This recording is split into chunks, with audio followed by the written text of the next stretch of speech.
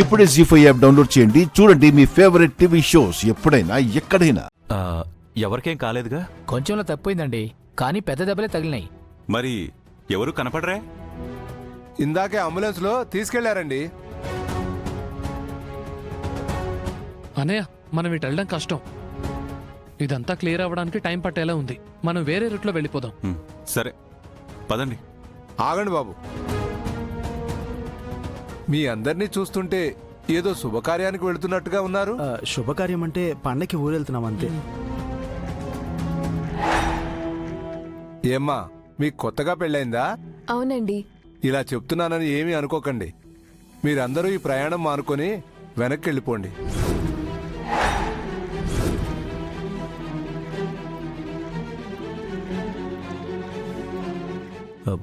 ప్రయాణం మానుకోవడం దేనికండి?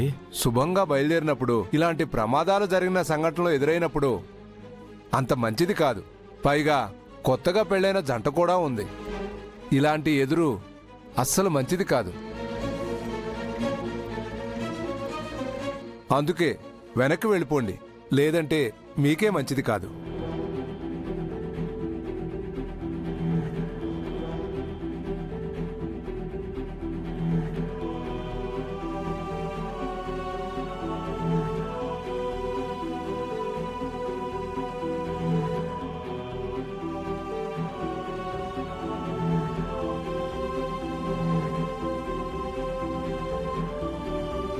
ఇంకా ఆలోచిస్తున్నారేంటి?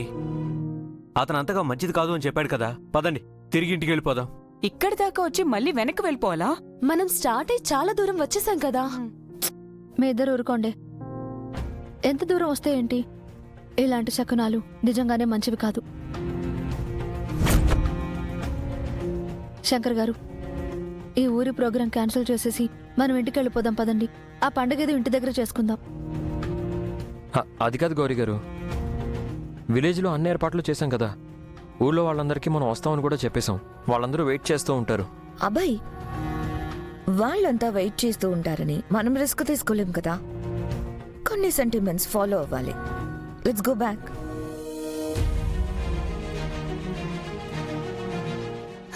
ఇంకా చేసేదేముంది, పదండి పోదాం. ఒక్క నిమిషం.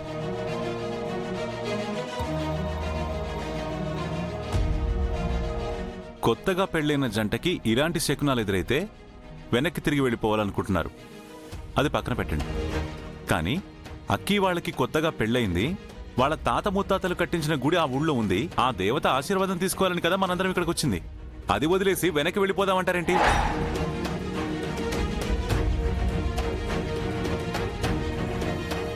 నిజమే శంకర్, ఆ గుడిలో ఆశీర్వాదం తీసుకుంటే వర్ధన కుటుంబ పూర్వీకుల ఆశీస్సులు లభించినట్టే.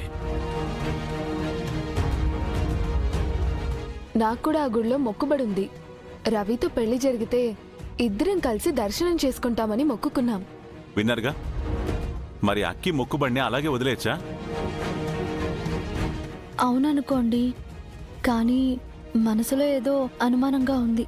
గౌరీ గారు, ఏ విషయం గురించైనా మనం అనవసరంగా ఎక్కువ ఆలోచించామనుకోండి, అలాగే ఉంటుంది. ఏ దిగులు లేకుండా అందరం కలిసి దేవుడి మీద భారం వేసి ముందుకెళ్ళిపోదాం. అప్పటికీ ఏదైనా ఇంకో అపశకునం ఎదురైందనుకోండి, అప్పుడు కావాలంటే రిటర్న్ అవుదాం. రోడ్ అన్నాక యాక్సిడెంట్లు అవ్వడం, మనుషులకు దెబ్బలు తగలడం ఇవంతా కామన్. పదండి వెళ్దాం, పదండి. సండే సార్, పదండి. Are you sure Shankar? ఈ శకునం మంచిది కాదేమో, ఒకసారి ఆలోచించు. అయ్యో సండే సార్, మీరు కూడా ఏంటి ఇలా అయిపోయారు? అసలు ఇది యాక్సిడెంటే కాదు. యాక్సిడెంట్ కాదా? ఏంటి సండే సార్, నమ్మబుద్ధి కావడం లేదా? సరే, ఊరోళ్ళు చెప్పినట్టుగానే ఇది యాక్సిడెంట్ అయితే కారు ఎటువైపుగా ఉండాలి? ఈ సింగిల్ రోడ్ లో స్ట్రైట్ గా వస్తున్న కారు రైట్ లో ఉన్న బైక్ ని గుద్దితే ఉంటే రైట్ కైనా ఉండాలి, లేదా లెఫ్ట్ కైనా ఉండాలి. కానీ కార్ ఎక్కడుంది? ఇలా రోడ్డుకు అడ్డంగా ఉంది. అంటే ఇది ఎవరో కావాలనే ప్లాన్ చేసిన ప్లాన్ అన్నమాట.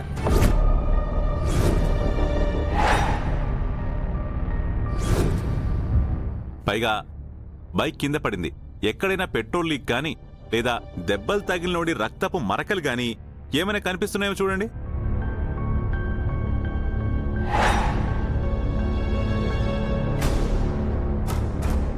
ఎక్కడా ఏ ఆనవాళ్లు లేవు.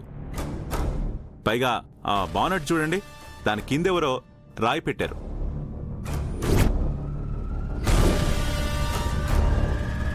సో ఇదంతా మనల్ని ఎవరో ఊళ్ళోకి రాకుండా అడ్డుపడ్డానికి చేస్తున్న కార్యక్రమం అన్నమాట.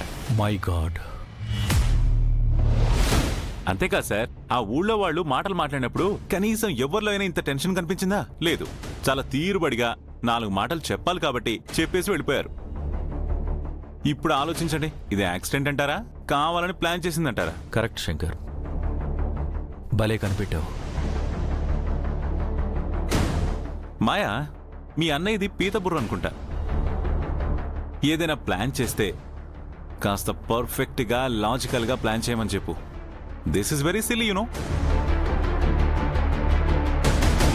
సండి సార్, పదండి వెళ్దాం. బాబు కొత్త పెళ్లి కొడుక, ఏ ఇచ్చిన క్లారిటీ సరిపోలేదా? దా కారెక్కు.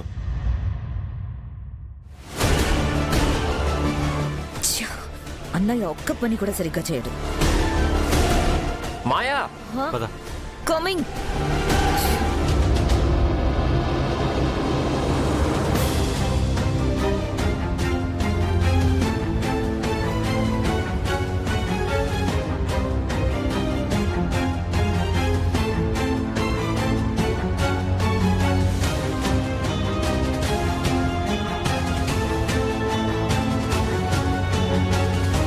ఈ శంకర్ ప్లాన్ అంతా అబ్జర్వ్ చేశాడు. ఛా, లేదంటే అక్కిని ఎమోషనల్గా బ్లాక్మెయిల్ చేశానే సరే ఆఫీస్లో మంచి పొజిషన్ తీసుకుని ఉండేవాడిని. అంత మా నాన్న వల్లే. తలుచుకున్నానో లేదో వెంటనే కాల్ చేశాడు.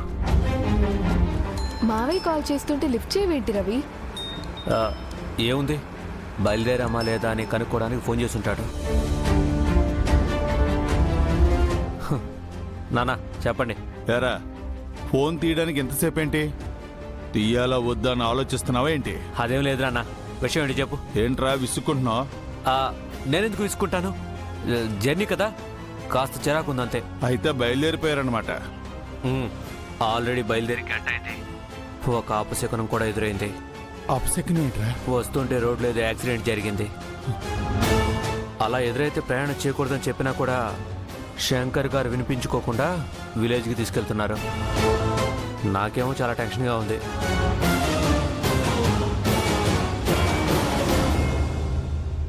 బాబాయ్, మీ వాడు పాపం బాగా భయపడిపోతున్నట్టున్నాడు. కారు వెనక్కి తిప్పేయమంటావా ఏంటి?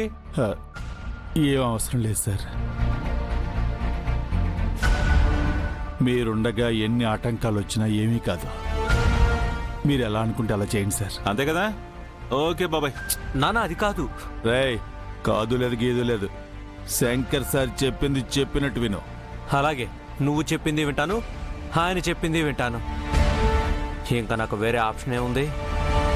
మీరు ఏం చెప్పినా నేను వినటమే కదా నా పని. జీ5 యాప్ డౌన్లోడ్ చేసి అన్ని ఎపిసోడ్స్ పూర్తి ఉచితంగా చూడండి.